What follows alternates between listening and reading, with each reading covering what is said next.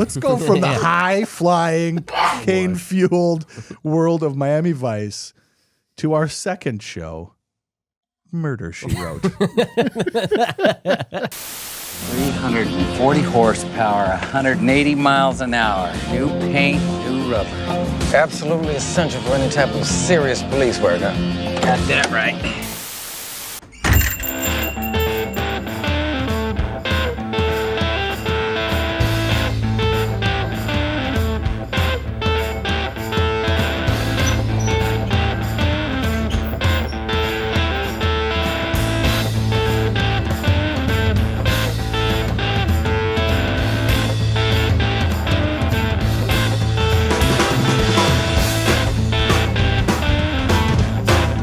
Welcome to the iKnowBadeaux podcast. Hey, everybody, and welcome to the iKnowBadeaux podcast, coming at you from the Play and Trade Studios. I'm Mayor Dave Badeaux, the city Brandon, and with me, as always, is my brother. It's just the noise from Transformers. Which one? Yeah, all of them, all the noises. Optimus Prime. Gabriel Johnson, I see you over there. I tried to watch Transformers. You Yeah? said it was on Prime, so I went to Prime, searched it up. There's a lot of Transformers content out there. I couldn't find the 1984. You couldn't find the original one? There's so many. I will say this. Well, clearly we're talking about Transformers later today, but I will say this, that Prime has become very sneaky about just removing things.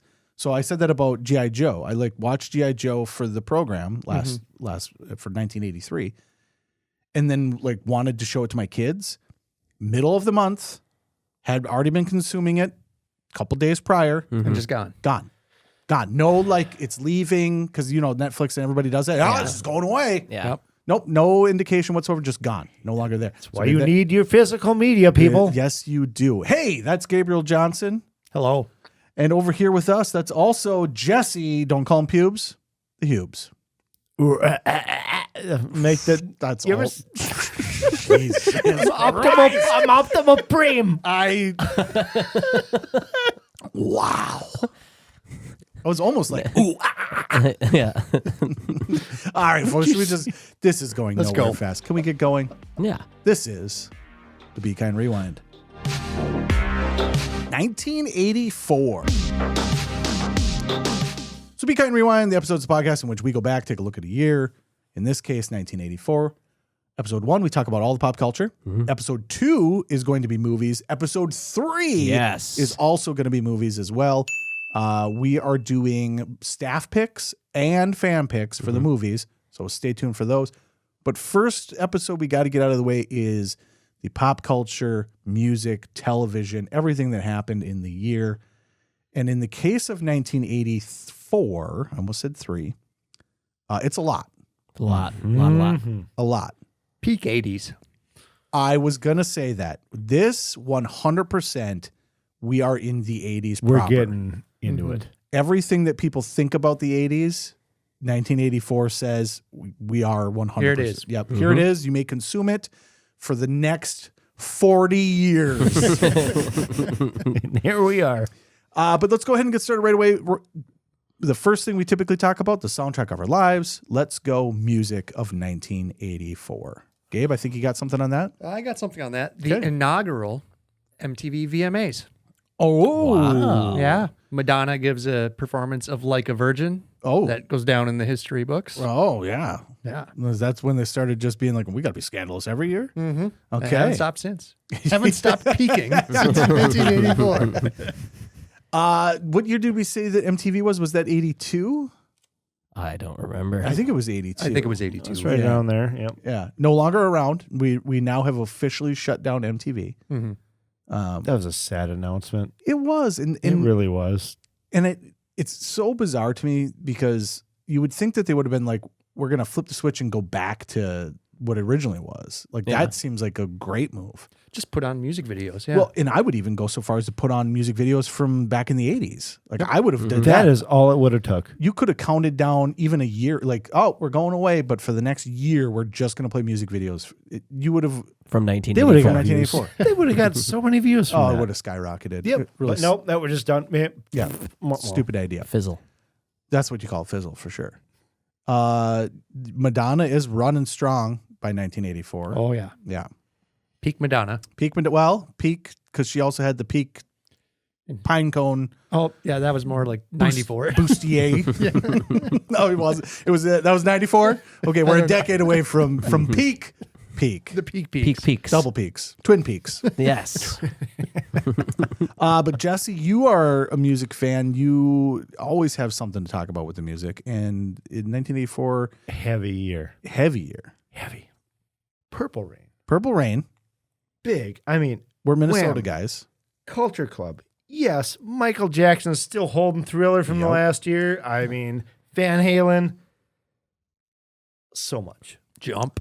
Van Halen 80. Might as well. That was their big. Just go ahead. Do it. Yeah, just jump. Might as well.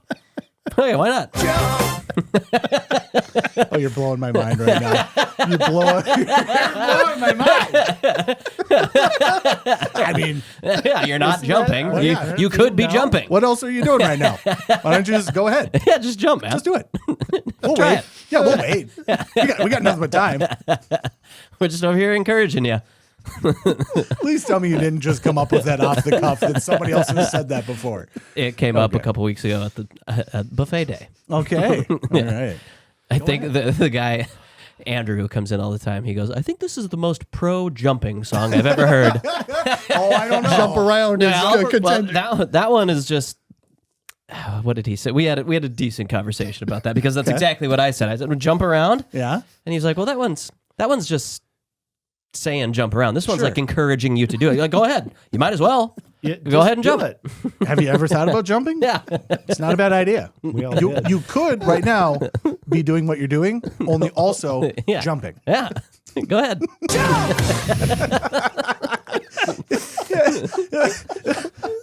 Yeah, because crisscross even is more so saying Right. like, no, we say when you Yeah. jump. Crisscross will make you Yes, jump. they will make you jump. But No, this we're is just saying you can if you want. You might as well. It's available. Yeah. But also turn your pants inside out. Well, that's while you're crisscross. doing it. You That know, was crisscross, wasn't it? absolutely it was, and my pants were backwards. It was and backwards, not inside out. Yeah. Oh, backwards. That's what it was. Backwards. Yeah, I can't believe it, Scott. You blew my mind just now because I was like, That's a good one. well, yeah. I could. Yeah. I could right now. Yeah. Just screw the podcast. I like Let's to- go jump. I actually, Let's all go jump. I actually think the part where he says "might as well" Yeah. is the best part of that. Then. It's like you can, but you might as well. Yeah. Why the hell wouldn't you? I may have to just shut the podcast off. Shut it down. Shut it down. You've ruined my brain, Scott. You've ruined my brain. The way that I just devolved into, well, yeah. Sounds fun. That's exactly, Yeah. Yeah. Good idea. what he fucking says. But should we? Oh, okay.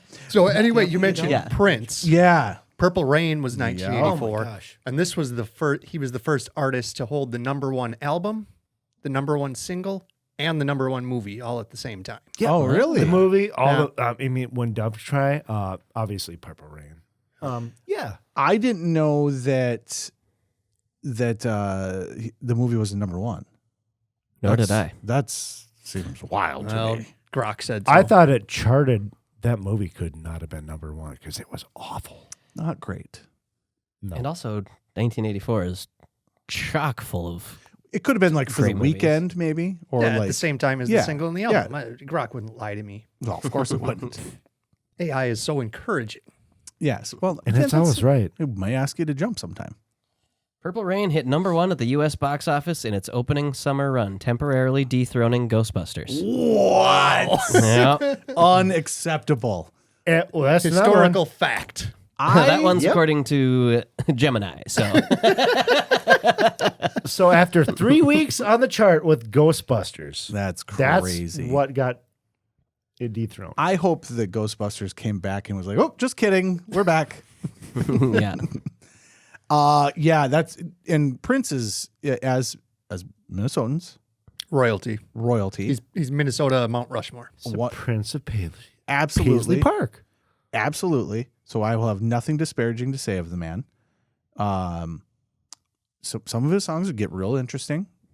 A lot of the time, he feels like somebody that would insinuate that you should jump, but he wouldn't just come right out and say it. No, God, no. Yeah, he would not just come out. No, and he say would just jump. come out and do it. He would like describe He would the. talk shit about how standing still is kind of boring. Yeah. And there's something better you could be doing. What if you just like bent down for a little bit, like crouched, and then stood up real And then fast? sprung. Dearly beloved, we are gathered here today to get through this thing called life. Okay, let's go down the list though, because we had talked about Thriller, and Thriller was Thriller came out in '83. How long was it on? Was it at the top of the charts? Long, gosh darn time. Oh, you have What? You have jammed me up on this info. All right. On April 21st, 1984, Michael Jackson's album Thriller was dethroned from the #1 spot on the Billboard album chart after a record-setting 37 non-consecutive weeks at the top. There it is. The Footloose movie soundtrack replaced Thriller at ¡1. Good job, Kenny. Good song. Footloose. Might as well. Might if that song Might was as well Footloose. Have you thought about Footloose? Yes, that's what I was trying to get at. 100%. Don't get me wrong. Love me some Footloose. Yeah. Love Kenny Loggins. 37 weeks is a long time to be thrilling. Can you imagine? Because that's on the radio then constantly. I could see 4 weeks, maybe 5. October maybe bled into November for a week. Can you believe? That's it. Like, can you believe that has just been playing for 37 weeks? That's a huge amount of time. And then they're To like, hear- I'm sorry, Kenny Loggins happened now. Nope. Here we go. We've moved on, folks. From Thriller to Kenny Boom. Loggins. Just like that. And All you're right, gonna get your teeth drilled to this for 20 more years.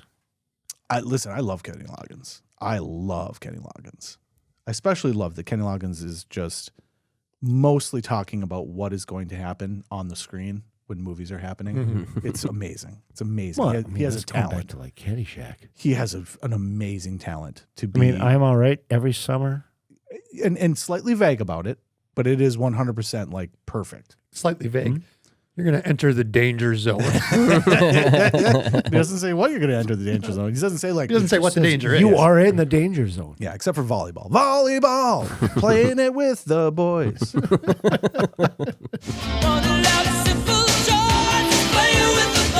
All right, final music takes. We're all over the board here. Do we want to go on the record with our Bruce Springsteen takes? No, I said we don't want to go on a record with the never mind. takes. So everybody knows we're not going on the record. We are an escape pod, and we're not going on the record with our Bruce Springsteen takes. Yeah, Born in the USA was an album that year. It happened. Good. It happened. It happened. Here's what I think. Yeah, okay. Stop.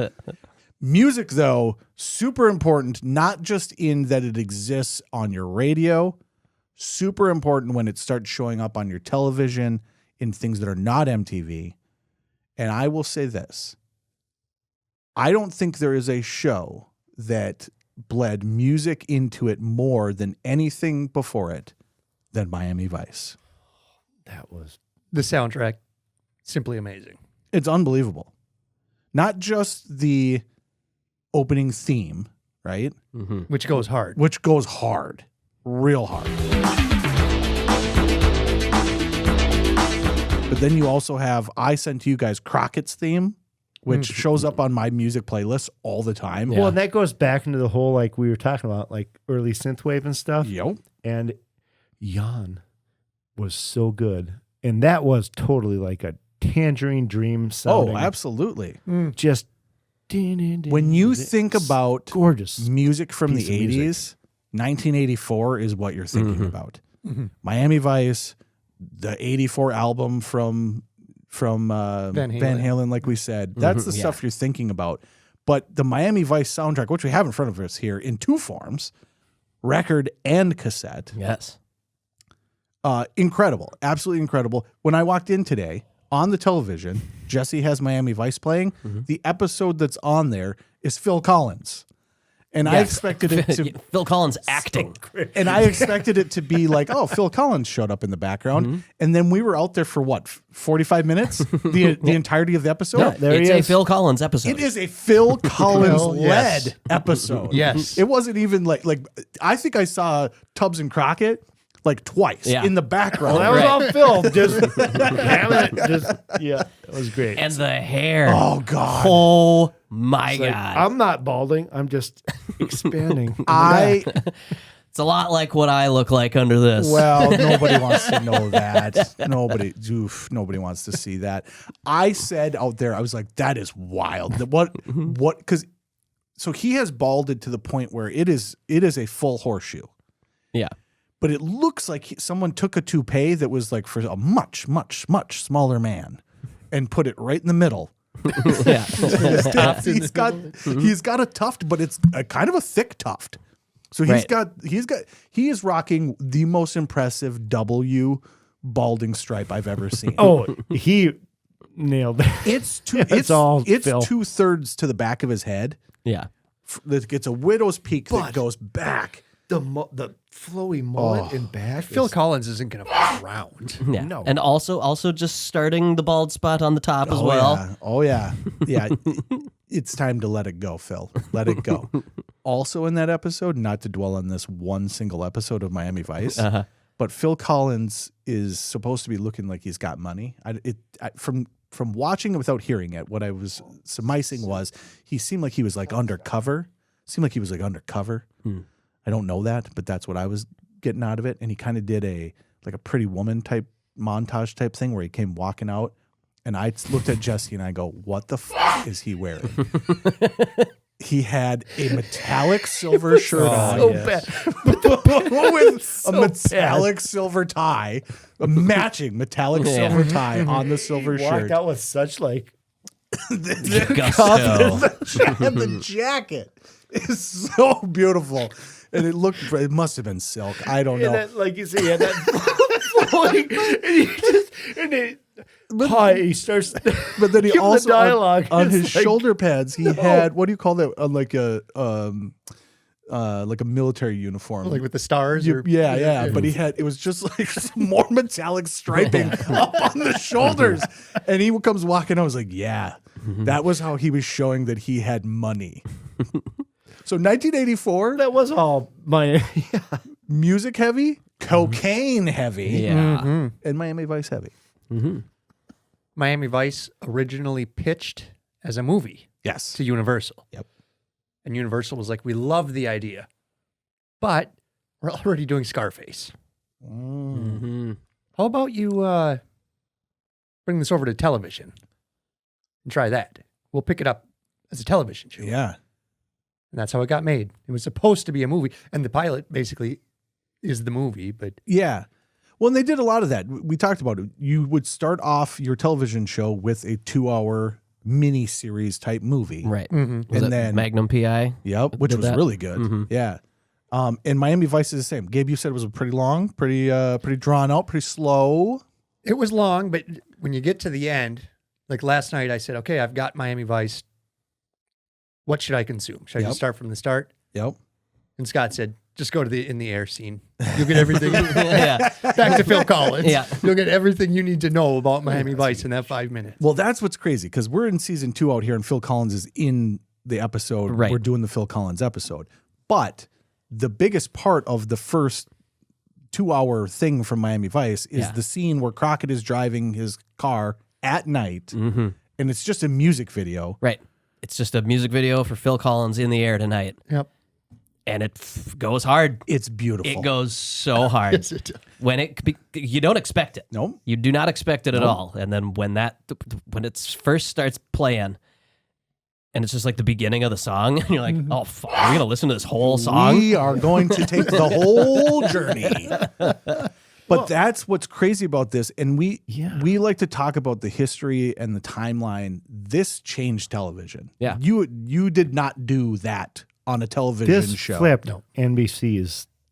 Like NBC was not doing good. No, and it's Early why 80s, yeah. it's why music becomes such a big part of the show, because it right from the beginning, it's like, we're going to do this different. Yeah. And then it becomes, this is a show that is kind of a music video as well. Yeah. I imagine you film that scene and you're just like, yeah, we're going to make money. Oh yeah. We'll pick you up for 6 seasons. This is good. So this is Michael Mann as well. Right. And Michael Mann, who they're making Heat 2 now, by the way. Okay. Which everybody's, it's going to be interesting because he lost Val Kilmer, but Well, I mean, yeah, he was a big part of the Cast first. a woman and make her at gay. least I don't think it could happen. It could happen. I don't foresee that happening in this, but it could happen. But no, Michael Mann is incredible, and I wanted us to watch Thief. We did not. I'm still gonna make you guys watch. Oh, Thief, his movies were great. because Thief is fucking incredible. But Thief also opens with Tangerine Dream, Okay. and it is a long. So he was, sequence. that's why I like him so much. I made my 6-year-old watch the opening to Oh, Thief. boy. He got done and he was like, "Okay," and I was Can I like, go play Legos now? "Son, this is cinema." I've got with me here though, super fast, Oh no. Nice. the Carreras. They look terrible on me. They're a little skinny. I have too fat of a face for these. So last summer or the summer before, I'm going back and I'm watching Miami Vice. Uh-huh. And I did. And then episode 1. Where'd Don Johnson go? Episode 1. Yeah, I'm sorry. I took him off. Yeah, hold on. Let me bring Don Johnson back. Oh yeah. I saw Don Johnson wearing these and I went, I'm buying those. And I went on and I found them and I bought them. And then I put them on my face and looked in the mirror and I said, nope. Well, that's not bad for you. Oh, That's not a bad look for you. that works for you. Should I wear these at our concert? Probably. Oh shit. Oh, man. That's Play a the good bass look. with these? Oh, yes. Those are good sunglasses, and they weren't cheap. They weren't $1,000, but they weren't cheap for sunglasses. No, cheap by all means. Macintosh. By all means. I'll wear them the rest of the episode. My son Maverick wears them, and they look good on him. I just have a fat face, and Your son Maverick and I have similar faces. It's true. Yeah. So you guys do look good with them. So there you go. You can wear those. Beautiful sunglasses. Pretty sure they're crooked. They probably are now. I was that fat face too long. Yeah. I do have one ear that's slightly higher than the other. I probably broke them. But I was so excited to get those. It was one of those things where I was just like, oh, I'm gonna buy the sunglasses. And it's only from maybe even from just the pilot, but Okay. just season 1 sunglasses. I gotta have them. And then they showed up, and then I put them on my face, and then I took them immediately off and said, well, that didn't work. It's so fun when you do that. And you're like, You think you're gonna look so and then you're cool. like, oh, I look like Your social media profile Yes. picture is like an AI It's an generated AI, yeah. Miami Vice Miami vibe. Vice. Yeah. I'm Mary not Badeaux. okay. that can't be AI. That was It was early. That was a AI. long time ago. It was early AI. I was right when the first thing you could do with AI that everybody jumped on real quick, where you could make your profile pic AI. Uh-huh. Oh, I That's thought what you that's used from. your fancy art stuff. No, hell no. Hell no. I don't. I'm not as good as AI. I'm not going to draw anymore. There's robots for that. All right. But I could type 5 words. Be done with it. I freaking love Miami Vice, and I love the concept of it. I love the execution of it. I love that it is the 80s. It is what you think of from the 80s. And I don't know if we get there without Miami Vice. I mean, you've kind of got all the pieces around it, but this is a cultural touchstone Right. that brings us, like, this is what people think of when they think of the 80s. The bright shirts, all that stuff, the Yep. Miami look. Yep. You know, he had some Scarface before, but even Scarface isn't like this.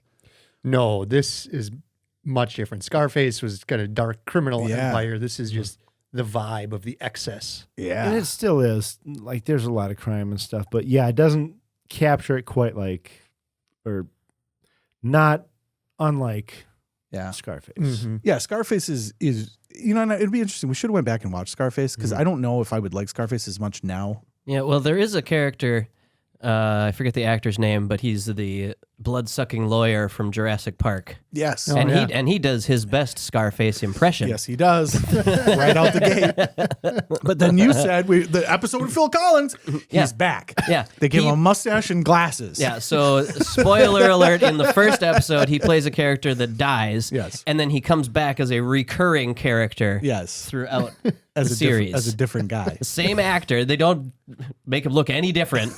Well, like they he give- they give shows some up like shades. 5 episodes later, and I was like, isn't that the guy that died? That wasn't. They did that back through the 70s, like Starsky and Hutch. That was a pretty. Well, otherwise you're going to run out of actors. In a show where people are dying all the time, you're going to run out of actors. So let's get into like actual pieces of this show. You've got your 2 main characters. Good backstory. Good backstory, yeah. Yeah. Yeah, both.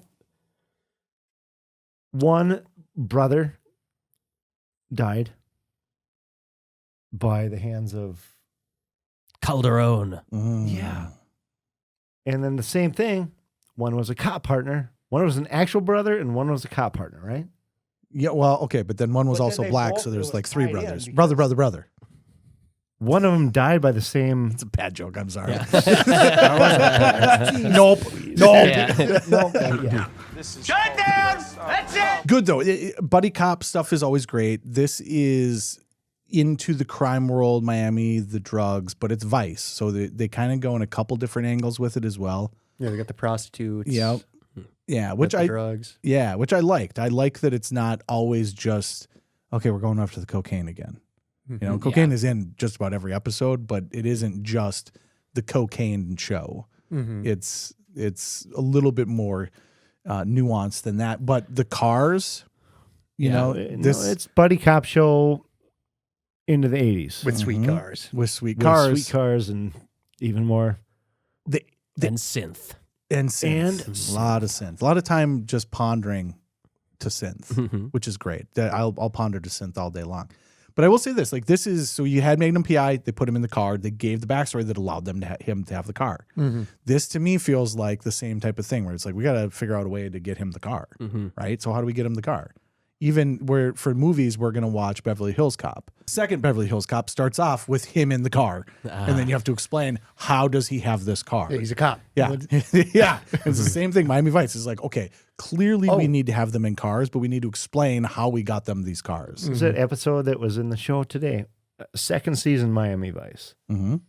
And there was an episode where Crocs got his like Porsche or whatever he was driving repoed.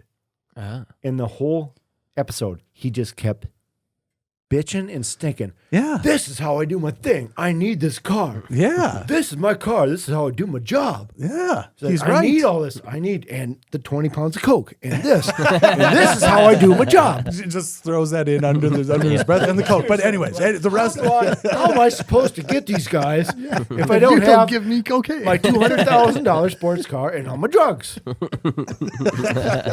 And if I keep showing up for 6-figure drug deals looking like Little Abner, it ain't gonna cut it. It's out and back. What? Scott, you had a fun fact for this, though. Yeah, so in one of the first couple of episodes, there's a guy, little frizzy blonde top, clearly up to no good. Yeah. But he blows away these people in this car, and somebody else comes up and trains a gun on him. Yes. And he looks away for like a quarter of a second. Just enough. And this guy, he's got his hands up, and he drops his hands, flips up his belt, takes his gun out, shoots him 3 times. Mm-hmm. And I remember, the first time I saw that, I was like, Jesus Christ, that was impressive. Yeah. I rewound that and watched it so many times because it's so fast. Yes. And it's like I was like, it really looks like he trained to do that. And then you sent it to me at this point. Yeah. So you were just like, watch this. This is incredible. Uh-huh. And I watched it and I was like, that's pretty incredible. Right. And then. So then you go to look into it a little bit more. And this guy wasn't really an actor. He was actually a trained, like, quick draw shooter. Oh. And that's what's known as a Mozambique drill. And the goal is to, under 5 seconds, be able to draw, get 2 shots to the chest and 1 shot to the head. Some John Wick shit right there. So this guy, Yeah.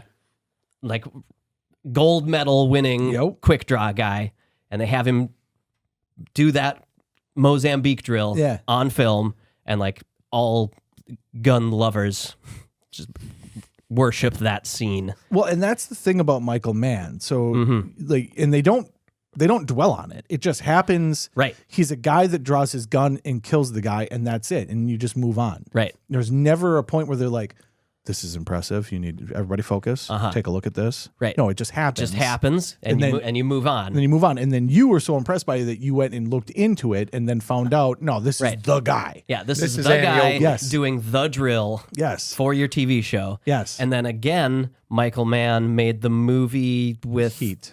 No, Oh. with Tom did. Cruise. With Tom Cruise. Oh, Collateral. Collateral. Yes. And Tom Cruise has a really fucking kick-ass quick draw scene in that movie as that well. makes sense then, yeah. So, and that's the thing too with, so and Michael Mann is known for that in his films of being like technically sound. So, and this is very well known at this point, but Heat, there's a sequence in that where Val Kilmer is moving up. And so the robbery has happened. Sure. The cops are coming in. He's moving from car to car, making his way down the street. Yeah. And while he's doing it, he's moving and operating with his gun in a manner that is so precise and so well done that the U.S. military has used it for years to train how to do that exact sequence. Awesome. Wow. Awesome. It's so well done, and it is so precise that is what they train people to do. Watch Val Kilmer. Yeah, watch this movie. Here's Heat. And I love that because we just had our Rambo stuff go up on the internet, and so we had a bunch of people talking. It's the most ridiculous thing about when you put things on the internet. People comment. Well, but It's they ridiculous. But no. I love comments, but everyone thinks that they know things because they've seen a movie, and the amount of people that think they can traverse and survive in a cave because they watched the movie Rambo. You don't need any stinking lanterns. It's incredible to me. I cannot believe the amount of people that are like, of course he does this because Rambo told me that that's what you do. That's wild to me and hilarious because the lack of self-awareness is really funny to me. At the same time, this guy's doing quick draws, and in Heat, the U.S. military is using that as training videos. So if you watch a Michael Mann movie, you do actually know something. So you got to kind of there's a fine line in there that you got to try and needle your way into. But folks, if Rambo told you to do it, I think we can take that with a grain of salt. You don't seem to want to accept the fact that you're dealing with an expert. I love that people were coming at us and going, these guys would never survive in a cave. And I was like, yes, I know. That's why I'm not in caves. That's why I'm not in caves. Yes, I know. Go into I'm not in caves because I won't survive in the cave. Yeah. That's why I go home. I have yet to get lost in a cave, and I'd like to keep it that way. All right. Anything else with Miami Vice? Delicious, honestly. Yeah, watch it. Watch it. It's a lot of fun. So much. Visually striking, just beautiful. Yeah. And we talked about it before. The Miami Vice stunt show at Universal is a core memory for me. I love stunts in movies. I love, to me, the pageantry of watching something is more impressive. I hate live music. I really do. And I hate it because music to me is math. I like the beats. I like when you hit everything. The jazz orchestration of it when you're just kind of, we're going with the flow. I'm not really into that. The timing of things is what I like. Yeah. And so when you watch a stunt show, or even in this show, you watch the stunts that they're doing, and you're like, God, that's impressive. It's such a cool thing to me when you've got explosions going off here, and hey, so and so, you got to hit your mark here because if you do this, and then you're gonna do, I love it, and this show does it in spades. It's all timing, baby. Right. Yeah. Yeah. And a lot of that's probably we get one shot at this. Yep. If you screw this up, it's out You're of the show. fired It's or out of the you're- show. you And die. so are you. Yeah. Yeah, you got to think it's probably at least an hour reset on some of these explosion things. Can you gotta imagine put the the building big- back the together? big ones? Yeah. Yeah. They're like, this is going to take a week to rebuild No, this and you wouldn't entire have the set budget to do to- this again. No, and not for then a show. don't screw it up again. Yep. Yeah. Not for a weekly show. I mean, it's 5-6 seasons. Oh, even how many discs are in that box set? Fucking lot. Yeah. Yeah. It's a pile. Well, so it's I probably mean, the seasons are back then. Seasons are 20 plus episodes. typically 22 episodes. I have An had hour-long episode. Season 2 of Miami Vice I've been playing. in the shop. And they're 3 weeks. I switched the disc yesterday. At the end of the day. Yeah. Literally all day. Yeah. I'm like, oh my God. And there's it's wild. Yep. An entire day of work, half of a season. Yeah. All right. We can move on from this one, but in terms of the 80s, Miami Vice, I love it. I absolutely love it. I went back and watched a couple of years ago and fell back in love with it. And we were young then, right? This is 84, so we're 2 years old, right? Yeah. We're just a couple years old. Well, it went on for 8 years, or 6 years. So by the time you get 89. Yeah, you get to the end of the 80s, which was perfect timing for this as well. But look where we were focused. I mean, this was not a show for It wasn't children. an NBC show. This was not a show for I children. don't remember watching it as a child. No. I remember it being on. I remember the intro, which is sweet, right? Just a bunch of shots of butts and flamingos. And dog racing. Yeah, with Jan Hammer going Yeah, you got it's like, oh, butts and good synth music. and it does change every once in a while because it's not always the same butts. But you got a couple butts, you got some flamingos, you got cigar boats, also very cool. And then dog racing. It was just all things that are just fast and cool. Yep. And then do. All right. Let's slow it up a bit. Yeah. Let's go from the high flying, cocaine fueled world of Miami Vice to our second show, Murder, She Wrote. Still high stakes. The highest. Murder. Stakes. And a lot of murders. I made you guys watch this because I unapologetically love Murder, She Wrote.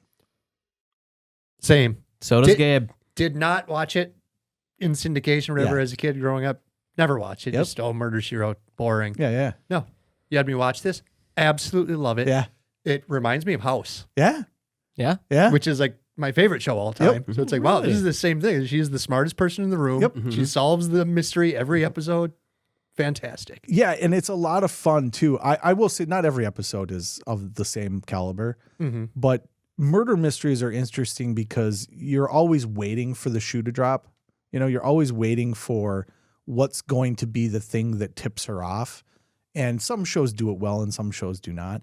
I like that because we did some stuff with Columbo, but we never actually did an episode on it. And there's different takes on how you can do a murder thing. Do you know who the killer is? Do you not know who the killer is? This is by the makers of Columbo.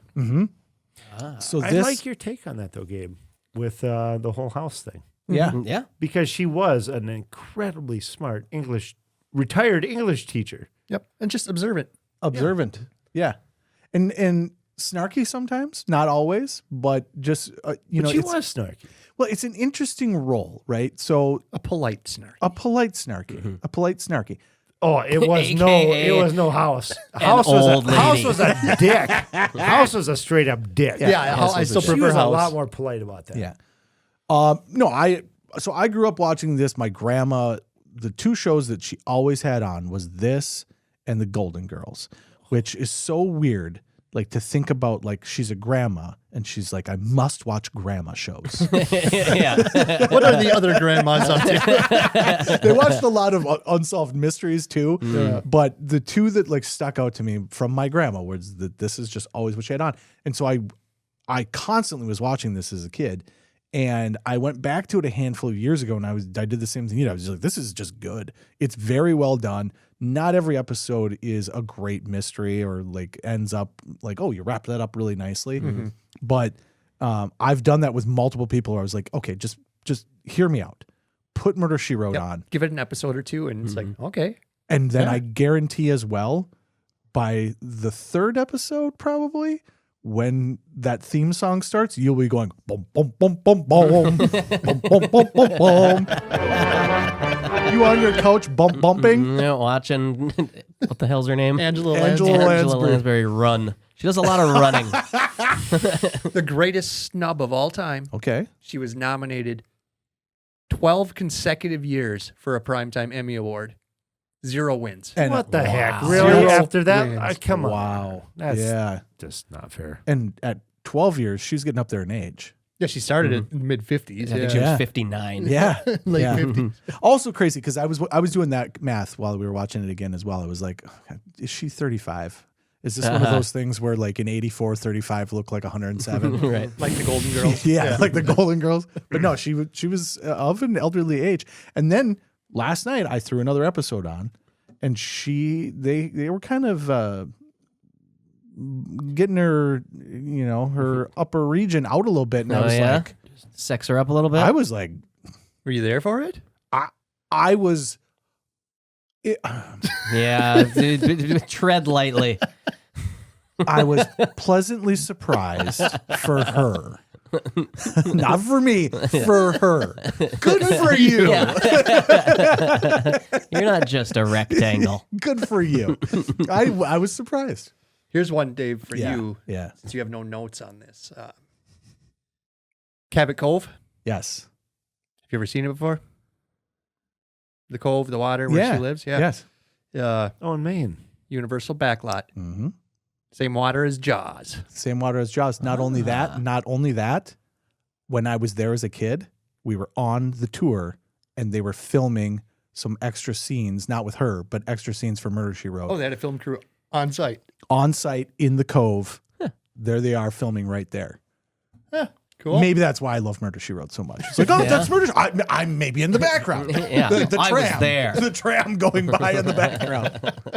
Yeah, isn't that awesome? Yeah, That is That's sweet. pretty cool. yeah. It was kind of cool. It was just like a little water area. The Jaws ride goes by a part of it right there, and so Universal in Hollywood. The tram ride is interesting because you just kind of pull up to these little things and things happen. And the Jaws part of it is just you like go down into this little ravine and there's water on both sides and then Jaws pops up and that's it. It's not a whole lot to it. But that area is really cool. It's just I love that about making television. It'd be like a group like us going, okay, we're going to make some content and we need a couple different things in the background. And this would be the way you would do it. We're going to make it so that we can film 4 things, kind of like how we set up this room here, right? You've got your 4 areas that you can film X, Y, Z, and then you just do it for all your different shows. Now everything is CG done in a room with, backdrops that are screens. Green screen. Wrapped green screen, wrapped pillars that you just turn into whatever. Which seems so bizarre because it's like just build a neighborhood, shoot 47 different things in that neighborhood, and then it's way more cost effective than anything else you're doing because then it just is still there. And instead they tear that shit out. So it looks better. Yeah. I love it. Scott, take. Genuinely enjoyed it. Yeah. It was it was a little weird, and I think my wife thought it was even weirder. There's an awful lot of romancing and like watching old people flirt. That was interesting, and I think it's the very first episode because I only watched like the first 4 or 5 episodes, but the first episode where they just end up at this weird like cosplay party, old person cosplay party where the guy is just like, "Oh, you didn't bring a costume? Here, you can wear the Good Witch from The Wizard of Oz or whatever the hell she was." This is a wand. Like, oh, I have just the thing for you. I have a whole closet full of costumes. I loved that they just have a costume party. It's not Halloween, and they're having Halloween on not Halloween. Yeah. And then you, Brent, mentioned as well because we had just watched Trading Places, and they do the same thing on the train on New Year's Eve. On New Year's Eve, yeah. Mm-hmm. Who are all these people just dressing up all the time? And where do I get in with this group? Yeah. You do it. I hope I am that virile and excited to do stuff like that when I am at that age. I hope so too. But Are you kidding me? You do it so often that you have not just extra, the perfect one. Stay right here. I got you covered. And then you go back into your rack of extra costumes that everyone has because that's what we do. And of course, murder. Yes. Yeah. And I liked that episode. I thought that was a good episode. I thought it was because it's a double episode as well. But I thought they did a pretty good job of coming up with a killer. The thing that I enjoyed the most about this, so we did a murder mystery at our friend's house for Halloween one year. On Halloween. On Halloween. Yep. He paid me to come up with an entire like multi-person. Everyone that was at the party had a role. It was fun. It was, yeah. Oh, cool. 84 pages I wrote. I wrote a script that was 84 pages. But it was basically the concept was there's like 7 key people that it's going to be one of them, and then a bunch of people that attach to them that basically are the same role, only you're the cook, and so your verbiage is slightly different. We ended up with 36 people playing. Wow. Yeah, it went pretty well. My goal Pretty well, was, except for the murderer babysitter fell through. yeah, the murderer that was supposed to be the murderer didn't show up, so then I had to just like kind of What? pick up a different murderer. The whole point. It worked. It's still, I just pivoted. Our babysitter fell through, so Mary had to stay home. Yes. Dave originally planned for her to be the murderer. Yes. Oh, okay, So I I gotcha. had to pick a different murderer, and it went okay. Like, she was not great at the end, but the goal was I should be able to get you down to 3 people. And from those 3 people, then if you're paying attention, you'll know which one it is. Everyone in the room should pretty much be able to get down to 3. Okay. And then if you're paying attention, you'll figure out who it is. But I figured out how to do that from watching Murder, She Wrote. Okay. Because I was like, let's go back and watch some episodes and see if I can pick up on some stuff. And I think it's in episode 2, or after the first double episode. Yeah. She makes a comment about how the way you do it is to make it so that the murderer is aware that people are going to be looking for the murderer. And so you don't do it in a way that you have an alibi for yourself. You do it for a way that other people do not have alibis by either pairing them with people. So you 2 are having an affair. Yeah. You're a great suspect because you're not going to want to admit where you were. Because your alibi is her. Yeah. And so it was just like this throwaway line within the show that like blew my mind up. It was like, oh, I had never thought about that. If you're going to kill someone, folks, don't worry about where you are. Worry about where everyone else is. And come up with people that are suspects on their own that for whatever reason will look suspicious. Yeah. Because you're really just trying to cast doubt. All you need is reasonable doubt. That's all you need is reasonable doubt. So it doesn't matter. If they have doubt about you, that's fine. You know, he could have done it. He has plausible reason to have done this. But so could have he, and so could have he, and so could have he, and those 2 are over there. You know? So it was really cool to just have like a show have one line that just unlocked my brain. I was like, oh my God, that totally changes the entire concept. And that's how I did that whole thing. You did a great job. It was a fun night. Yeah. It ended up working. That was all literally because of Murder, She Wrote. It's premiere week on CBS Sunday. Looks peaceful, don't he? No, Mr. Cobb, he looks dead. Welcome to the world of murder, mystery, and mayhem. Angela Lansbury is out to discover the shocking truth. Murder, She Wrote, followed by the exciting season premiere of Trapper John, M.D. Sunday. Anything left on it, Jesse? Take on Murder, She Wrote. I watched it quite a bit with my grandmother growing up. I loved it. That was one that was on the same network we had, so I got to watch it. Yep. Well, yeah, that's another thing, too. What network was this one on? Because part of the reason why you probably never saw any... Was that CBS? I think it probably was, yeah. Yeah. I think CBS everything else, right. Like Vice and all the stuff we talked about, that was NBC. That was NBC, which we didn't get. We didn't get NBC. So you didn't watch NBC because it just wasn't around. Yeah. Until reruns. Angela Lansbury fan? Definitely. Going back, oh gosh, are you kidding me? Who is not? Very distinguished. Bed knobs and lady. broomsticks? Come on, guys. They didn't think they could get her. That goes back to all those, like those Disney films. Yeah. And I remember in the early 90s, she hosted this anniversary edition of The Wizard of Oz. Oh, really? Yep. And she narrated. Did she play the This Good is Witch? Andrew, no, she just She narrated. bust out the old costume? I've got the perfect costume. Just the costume. But her role in Beauty and the Beast, the animated original. Oh, she was man, the she was so fucking good. She pulled it all together. Yeah. She was the mom teapot, right? Yep. Yes. Yeah. Yeah. She's I had completely forgot about that for some reason. an absolute star. Yeah. All right, we can move on from Murder, She Wrote. But I'm telling you, folks, if you like murder mystery type stuff, I mean, now, to be fair, it's a show from 1984. It went on forever. This show went on for decades. Like to 96. Yeah, it went on. Well, I think you said what? It was 12 straight Emmys every year. Yeah. Yeah. So yeah, it went to 95, 96. I mean, At like least. one of their final episodes, she was actually spoofing Friends. Oh, Like gosh. there was a murder amongst socialites in New York City in an Nice. apartment. Yeah. Nice. I will also say, and it doesn't happen in 84, so we can bring it up when it actually does happen, but they did what they were really good at doing at that time was the Magnum. the guest appearances. Oh. But they would love to do it where they would do half of the episode was on one show and the other half was on the other. So Magnum PI like a teams cross. up Yep. with Murder, She Wrote, and you have to watch both in order Yeah. to consume the product. That would be Yeah, didn't they have like a Matlock They always did shit like that. Murder She Wrote? Yeah. And he's like, I don't know about that This- particular, but they always did that. Yeah. That'll Yeah. be fun to she's watch. like, wow, we got a murder. Yeah. And he's like, hey, well, let's Well, sell it. It'll come back. It'll be a reason to talk about both those again. Yeah. So, okay. Yeah, very, very lighthearted show about murder. Yes. Yeah. Also, again, let's just be honest. Bitch, everyone's dying around you. Yeah, All the every time. episode. Cabot Cove has like 1,000 residents. 200 of them died. Well, they do a really good job of like, oh, she's got to go to California now for a week. Yeah. And then people die. Yeah, and this time it's her niece.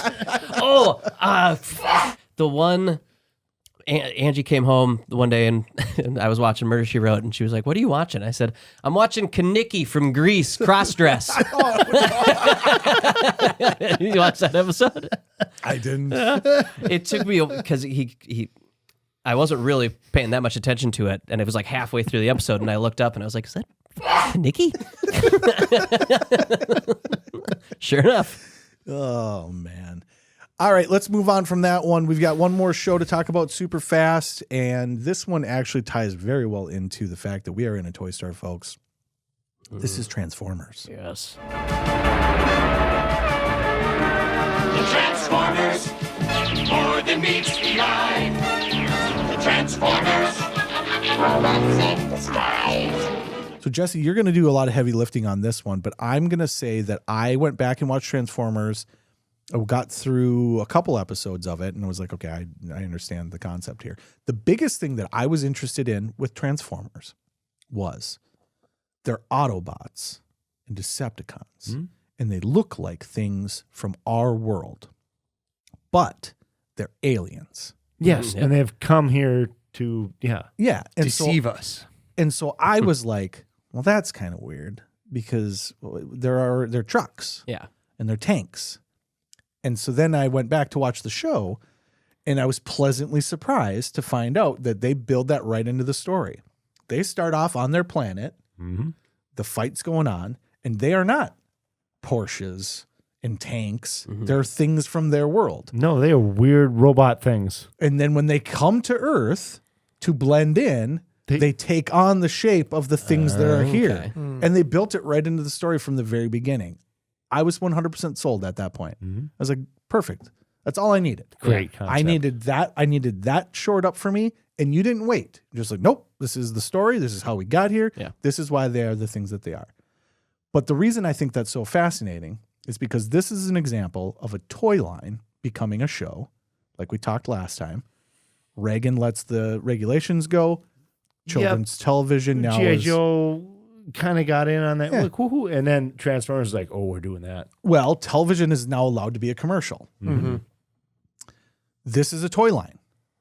But this is a crazy toy line because it's a mishmash of a bunch of stuff. And you go, why is everything so chaotic, right? Why is Optimus Prime a truck? But the bad guy is a gun. Oh, that was the weirdest. He's literally a gun. When you're a Walter PP8. And you want to know why? Because they went to Japan and saw that they had all these robot transforming toys. And they're like, those are cool. They just bought up everyone they could find and brought them back. They turned them into characters. And then teamed up with our good friends at Marvel and went, give them backstories. Yeah, right. Right, nerd. Yes, make this nerd. How does tell me why this guy is the way he is? Why is this guy a gun and this guy a truck? Easy, cliff jumper. Make them, basically write them stories, give them dialogue, and make this work. So the original Transformers are just hodgepodge, multiple different companies making Sure. multiple different types of toys. And then So it was just a genre. It wasn't a line. it was, well, in the US, it was a line. In Japan, it was, that's just, those are the transforming toys. They're And so fucking weird in Japan. Yeah, where's the panty dispensing vending machine transformer? Sniffacon. So weird. We don't. These are the lighthearted episodes. It's a Scott. cool story These are the light. of how this happened. Can we stop going off the rails on this? Jesse's pastor is listening. Yes. Yeah. So I've got in front of me here. Diaclone was the one that was. They provided the Autobots, Dinobots, and Destructicons. The Micro Change was the other one. So Megatron, that was a gun, or Soundwave, which is my absolute favorite. Which is Soundwave is a like a Walkman. Yeah, he turns into a nice little stereo. And he cassette. actually has and he little- has these little cassettes that are also the little. He has little bird friends that turn into cassettes to go into his thing. Love it. It's great. So, anyways, yeah. So Hasbro worked with Marvel Comics, and that's how they came up with the whole thing of just, hey, we should probably get on board with this making a commercial for kids and calling it a show. Yeah. But in order to do that, we just have We literal need toys to sell. we have Yeah. we literally have a suitcase full of shit. I love it. I think it's one of the coolest stories because now it's a gigantic brand. Oh yeah. Yeah. And this is overlapping like with the G.I. Joe. Like they're like, ooh, we got to do this. So they start doing this, and they're like, oh, let's just do a little like 3-episode miniseries cartoon. Yep. And they're like, oh, even before they finished that, they're like, oh no, we need more.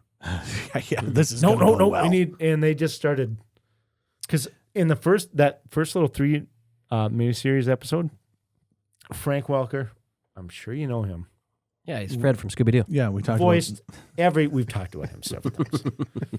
Oh, We talked about him last episode. Continue. Yeah. Continue. Anyways, Frank Welker. he did like almost all the voices. This is before like Cullen and all those actors came on. Peter Cullen is Optimus Prime. Is one of the best known voice actors. Yeah. Just sounds great. Still alive, still kicking, still doing cons. Also did the Predator sound. We talked about that as well. Incredible fun fact. Yeah, it was a drowning beetle. Or whatever we said. So I read, now I can't even remember off the top of my head.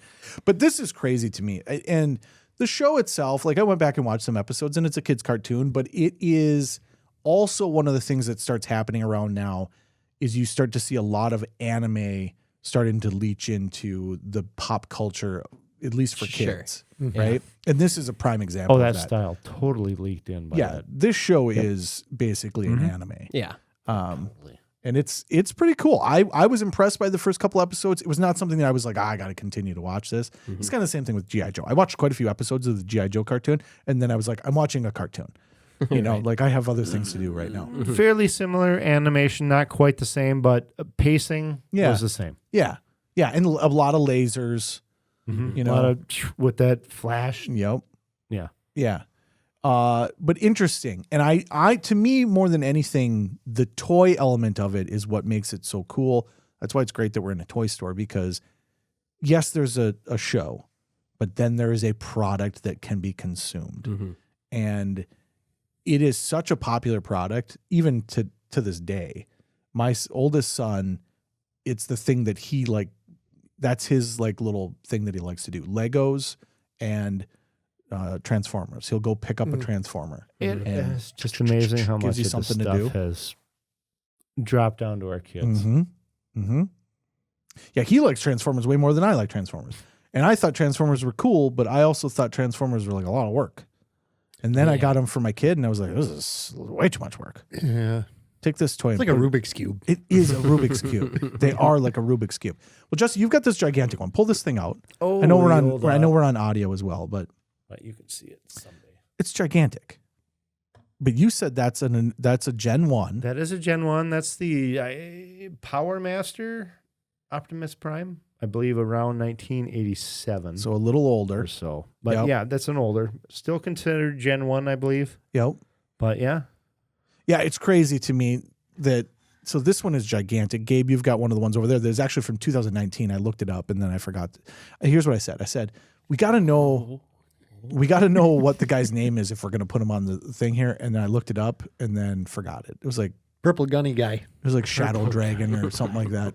But it's just a cool idea for a toy. And I just love the idea that somebody who's in the toy business goes over to Japan and was like, this is all the rage over here. Mm-hmm. And then starts because I can just envision like some guy just going like, like Tom Hanks and Big. Yeah. Give it a floor run. Let's see if it plays here. All right, take my idea and put this into a toy and make it do these things. And the designer was like, all right. And then you get what's really cool is the branding of it. The logos from this era are so freaking sweet. Yeah. G.I. Joe, cool logo. Well, the foil. Cobra, super cool logo. Plug your ears, Jesse is pastor. But Cobra that's just a vagina. The Cobra logo is just a vagina. You're never gonna unsee that. Sorry, I'm sorry. Plug your ears again. It's just a vagina. But the Autobots and the Decepticons logo is fantastic. Show's pretty cool. Jesse, wrap this one up. Oh, big deal. You know, honestly, I appreciate Transformers, and they're bigger than ever right now. Mm-hmm. I was pretty big into this when I was a kid, but I wasn't like. I mean, you weren't that heavy into it, were you? Transformers? No, I wasn't. I loved them because I kind of like Masters. I was like, it was there. It was I around. appreciate it. I had a couple. Yes. I wasn't fully involved in it. Yeah. I never had any. And you were Me neither. I always wanted one. Yeah. I was a little young. By the time I was of age to play with that sort of thing, Power Rangers was big, so I had a lot of Power Rangers toys that were also similar. Japanese. Well, yours was absolutely that, right? Your Power Rangers was your Transformer. Yes. Yeah. And that was it was the same thing. Okay, it's on my phone. Essentially. I'm gonna show it to you guys later. Scott was already looking up the. Oh, you're looking at the Pat. I'm hope you got to tell your pastor to cover his ears. Cover your ears, pastor. The vagina logo. Somebody sent me, and there's a hand that is massaging the logo. Oh yeah, the top of the logo. The top. Well, it's it's. I'll send it to you guys later. Couple. Oh, there's a there's a spread and cover your ears. There's a spread and rub going on, and I will never be able to unsee that ever again. Thanks, Dave. Sorry, never. Sorry, folks. Somebody sent it to me. Oh, no. I can't unsee it, so now you yourselves can't unsee it either. I can't find it. That's why I do not open any Instagram reels you share with me. 40 freaking years, and I never. Internet, and here you point that out. I send you good stuff, Gabe, for sure. All right, folks. We got one more thing before we get out of here. We always like to talk a little bit of news, a little bit of pop culture, and I'll tell you what, pretty cool because we are in the year 1984. 1984. Dystopian future from George Orwell. Great. But that's not what we're here to talk about because that was in like 1949. Yes. In 1984, we're talking about Apple's famous Macintosh ad. Yes. Produced by Ridley Scott. That was commercial was produced by him? Yeah. Yeah, I forgot about that. It supposedly debuted in the Super Bowl. 1 minute ad of the Big Brother on the big screen and all the drone-like humans watching, and then the woman comes in and throws the hammer at it and blows it up. Did not debut on the Super Bowl. It didn't. Everyone says it did. Oh, bummer. Award bait. It debuted at 1 a.m. on December 31st on KMVT TV in Twin Falls, Idaho. Just to get it It on. played once in 1983 to get into the award cycle in 84. Yep. So it swept the awards at Clio, which are like the advertising Oscars and or Emmys or whatever, and won an award at Cannes too for the best advertisement. Yeah, I always thought that was like some huge. Well, then they Super did. Bowl They did it for the commercial. Super Bowl. But then it was on the Yes. Super Bowl, but it wasn't where it debuted. It debuted in Twin Falls, Idaho. Just to get on the circuit. Yeah, just to get into the awards. It's a technicality. Oh, that's such an Orwellian thing to do. We shall prevail.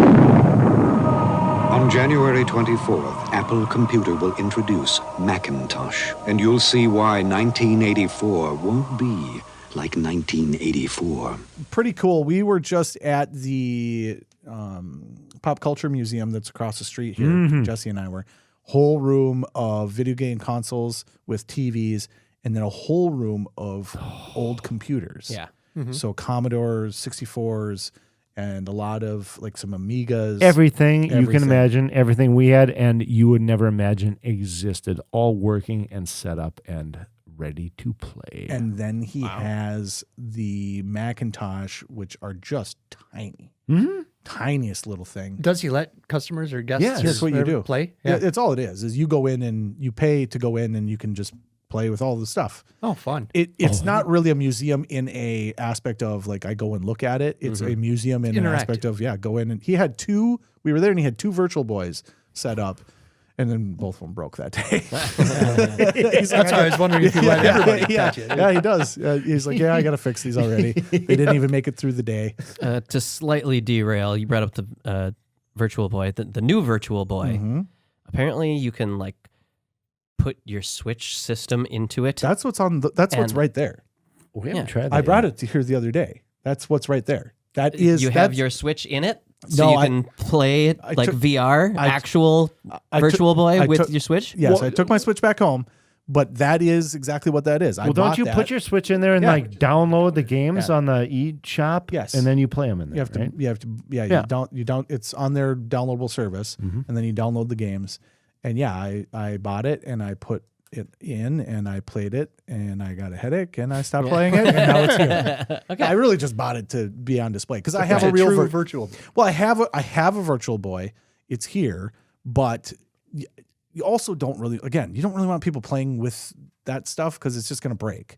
So I got this as like, then people can play the Virtual Boy. The thing I didn't think about is then your Switch is stuck in there. So I was like, well, I'd like to have my Switch back in my house. So I took the Switch back out and left it here. Gotcha. So, but yeah, last week when I brought it here, it was like, I brought it for you guys to use it. And then we just never got I around had to it. no idea that that's what it was. Yeah. You guys have a few switches under the counter up front. To say, I got my Plug OLED one in of my those in. office, so Yeah. Might be able to. All right, let's go ahead and wrap this episode up, folks. A lot of fun. 1984 is a banger of a year. This is the 80s. Your 84 to 89 is what people think of, right? It's your Grand Theft Auto Vice City. I would I say forgot to you're mention that, but that is a mention that I cannot would- go without saying. yes, Because that's where that game came from. and it's my favorite. It's my favorite of the Grand Theft Auto games. it might be better than San Andreas, but because of how large San Andreas universe is, that's my See, and I'm the opposite. I like being able to see behind the seams. You know, I like the idea of like, okay, somebody made this. It's kind of why the AI stuff bothers me now about games. It's like somebody didn't make this. I like that somebody made it, and I can see behind the cracks of like, oh, you're trying to get me to go this way, and I'm going to go this way because if I climb up here, there's going to be a thing up here. The helicopter mission. The helicopter mission in Vice City is the best mission in any of the entire Such a great game. Such a great game. So much fun. But yeah, I would actually argue that that's we got to give a couple years before we're straight into the Vice City side of it. This is Miami Vice, right? And Miami Vice is just starting. People still got to realize that they love it. You know, give them a couple weeks here, folks. Give them a couple weeks. So, all right. Next week we are going to take a week off. Gabe's going to be gone. I'm going to be gone. And so we're going to take a week off and we are going to do a vault episode for our listeners. Your video episodes, you wouldn't disregard this. You're not even going to know this is happening. But we're going to do a vault episode. We're going to pull up one of the ones from the past that are no longer available to people. And then we're going to come back and we are going to do the movies of 1984. We've divided them into 2 groups, and I, of course, left them up there, so I don't have them in front of me. But we are doing our staff picks, and then we let the listeners pick. The listeners picked Terminator, Ghostbusters, and Neverending Story. Oh, Oh, yeah. That will Story. be Good picks. Story. That's the second episode of movies. Our first episode of movies then was our staff picks, which are, give me a second, Beverly Hills Cop, Police Academy, Temple of Doom, and Red Dawn. Yes. So those are going to be the 4 movies next time, and then we'll get into those staff or the user picks after that. Jesse, final take on 1984. Great year. Yep. Oh, so much good. Everything. All we talked about. Music, TV. Not even mentioned in movies. Just such a good part of the 80s. It's a touchstone year for sure. For sure. It is. It is the 80s. We talked about where we've arrived. We have arrived in the 80s at this point. It's full blown. Anything from you two to wrap her up? I would say, like I said earlier in the episode, peak 80s. And it's funny, it's like 82, 83, we're like, okay, we have entered the 80s.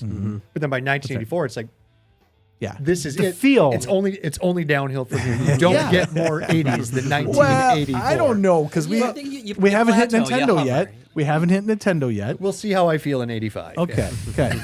You like I said, let it breathe a little bit. We have cracked open the bottle of the 80s.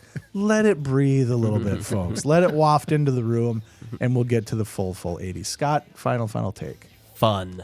Yeah, definitely. Just fun. Well, you can. I'm not saying you have to, but have you considered it? Jump. Let's jump. And with that, we're done.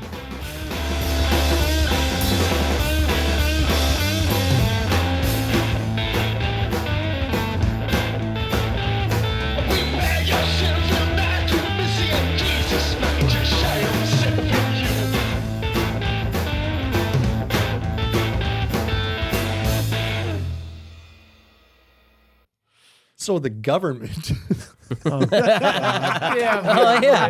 the government wanted to keep dairy farms in business. Yes, dairy farms are struggling.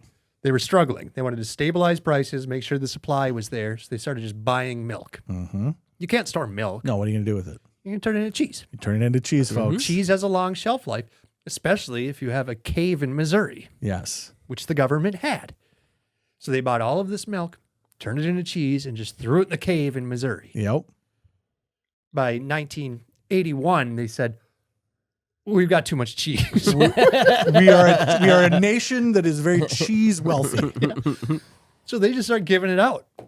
Hey, poor people need cheese. Yep. We got 5-pound blocks of cheese. People got to eat.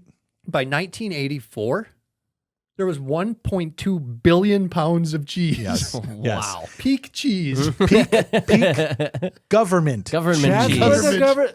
That's where government cheese came from. I was amazed that people don't know that. Like that's been like just a fun fact that because I get that government cheese. And I unapologetically love government cheese. I love it. It's good. It's American cheese. I get it. It's not fully cheese. No, it's cheese plus. It's cheese plus. Yes. Exactly. It's cheese with extra stuff added to it to make it gooey.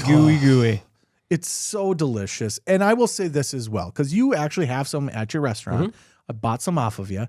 And then it's still not quite right. Because the one that I love growing up was Land O'Lakes. Yeah. It's firm. The like government cheese shouldn't be Velveeta. Right. Velveeta's too gelatinous. Not cheese enough. Yeah. It's really jiggly. Yes. Yeah. Your straight up government cheese, your straight up American cheese should be like a cheddar at the mildest a cheddar could possibly get. Which is American. It's delicious, folks. And especially on a nice plate of chips. Just shred that baby up. Just, oh my God, it's delicious. And I talk about American cheese all the time because you can't just go to the grocery store and buy a block of American cheese It's anymore. all slices. It's all slices. And so I've been raving about this forever. Did they get I think it's Bongard's brand? I don't think so. And maybe at some places, but every grocery store I go to. Yeah, before I started getting it from my distributor. Yeah. I would, if I was doing which grocery something- store? Well, Cub. Okay. So No it's longer with Super us. One now, but That's probably why they're no longer with us. They were still trying to sell government cheese. that could be. But yeah, no, the brand's Bongards. Okay. Bongards. Yeah, they're out of like New York Mills. I But it's believe. crazy because that was Fletcher. just a staple of At least in America, that was a staple of tables in America through the entire 80s, 90s. And the government has no more cheese. Yep, we're out of cheese. They got rid of the cheese. And pennies. But the caves are still used by the private sector. For more cheese? They store their cheese there. Well, this is okay. That's they're the perfect, way. They're perfect 33 degrees. Store the cheese. This is how government should operate, right? Thank you for bailing out the dairy industry. Mm-hmm. It ended up being delicious. Great job. Great job. But $1 billion is too much. Too many pounds of cheese. Too much cheese. It's too much cheese. And I love the idea that somebody in an office somewhere had to take up a notepad and say, "Sir, I think we have too much cheese." The caves are getting full. And then that had to go up the chain of command to the point where they just gave it away. Think of how far it had to go up the United States government for cheese to be handed out to the public. There's an iconic photo of Ronald Reagan holding a fire. Yes. He's waving it in the air, very Trump-like. It got to the president. Cheese was at such a high level that it got such an abundance. Somebody had to go, "We got too much, Mr. President." And then it went up and up. And knowing the way that this works, I always say this all the time. Politicians are always looking for wins, right? They need a win. Give them an easy win. Let's give the people the cheese. The cheese became such an easy win that it went to the president. There was a picture of the president? The cheese was so prevalent that the president was like, the people may have the cheese. I am giving you the cheese. And that is the 80s to me, folks.